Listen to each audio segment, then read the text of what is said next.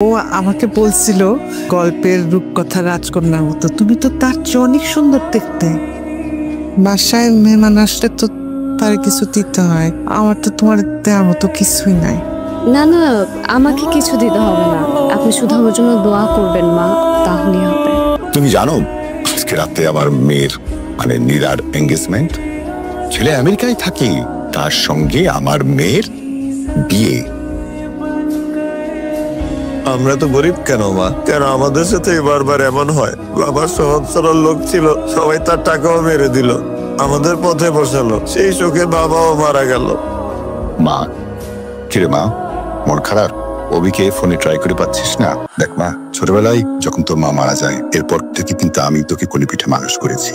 আমার কি জিনিস সেটা কখনোই বুঝতে দেয়নি। আর তোর মনের সব খবর আমি জানি। আমার অ্যাকাউন্টে এতগুলো টাকা কে পাঠালো?